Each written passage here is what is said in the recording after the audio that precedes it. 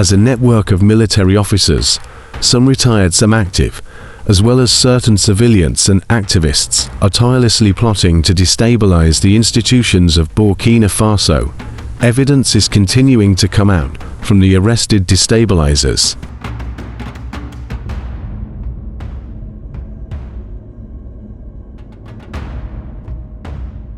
Through a confession by one of the arrested traitors and his colleagues, a lot has been ongoing in Burkina Faso concerning coup attempts and arrest of destabilizers.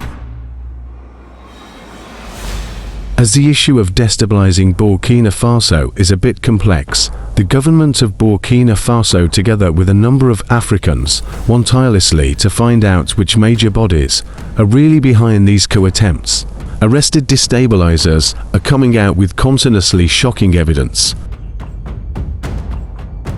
Through this recent confession from a former commander of Burkina Faso Special Forces, indeed President Ibrahim Traore, together with his colleagues, have some serious work to do against coup attempts. What this former commander explained will shock you. The amount of money and the mercenaries that had been injected in the recent coup attempt also will give you some goosebumps.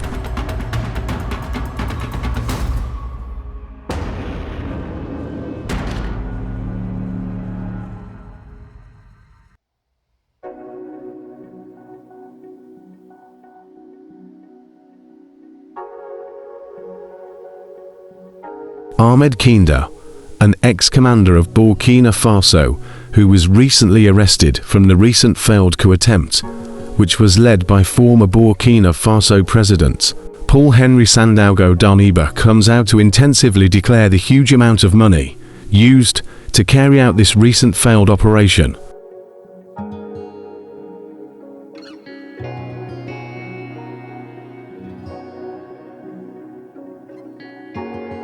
After hearing about this, experts come out to declare that such a huge sum of money can only be obtained from the West, majorly France and the US. Through his confession, Kinda declares that over 150 mercenaries were obtained from Central African Republic to boost the operation.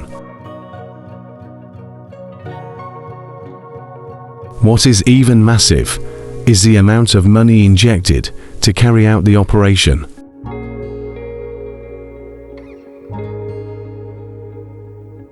Over $135,000 were available to facilitate the mission, which experts declare such huge amount of money had been injected by the West. As Niger, Mali and Burkina Faso had had close ties with Western countries for decades, especially with their former colonial power, France plus European countries and the US, which deteriorated due to coups, experts declare that the West is trying to regain its lost influence in the Sahel. As every military operation needs funds and weapons for its execution, coup leaders in Burkina Faso really need finances to buy weapons and also facilitate mercenaries. Experts pointing out the West as major financiers of coup attempts against President Ibrahim Traore leaves many Africans shocked. Russian military planes unloading weapons and fighters in the middle of the night have become a familiar sight in the Sahel region, as Mali, Niger and Burkina Faso are boosting military ties with Russia. This can't just leave the West relaxed, as experts reveal.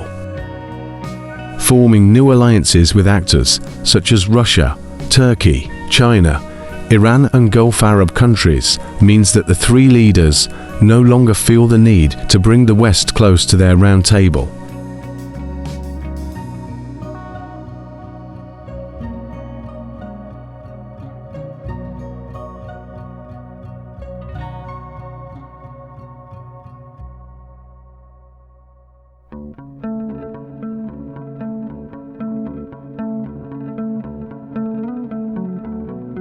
The issue of several attempted coups against President Ibrahim Traore has left the West totally accused by him and the government of Burkina Faso plus the alliance of Sahel states consisting of Burkina Faso, Mali and Niger. The recent attacks in Mali, in which Ukrainian soldiers were declared as part of the operation, strongly exposed the West's stance on the ongoing military revolution in the Sahel region of West Africa.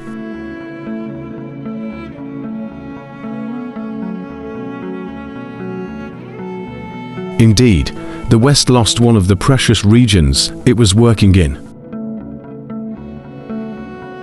Seeing now the former US and French bases being utilized by Russian forces isn't a comfortable thing for the West.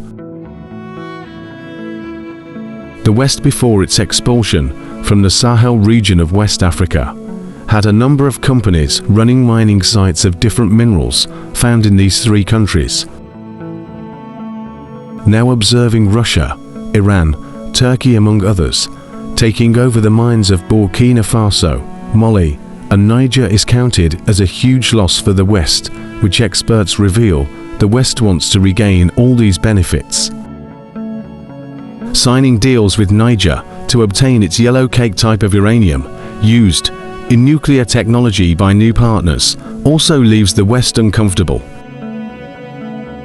Geopolitics are changing fast in the Sahel, an impoverished semi-arid region linking North Africa with sub-Saharan Africa, which has been grappling for over a decade with a rise in jihadist attacks, state failure, widespread poverty, climate change, and some of the world's largest population growth rates.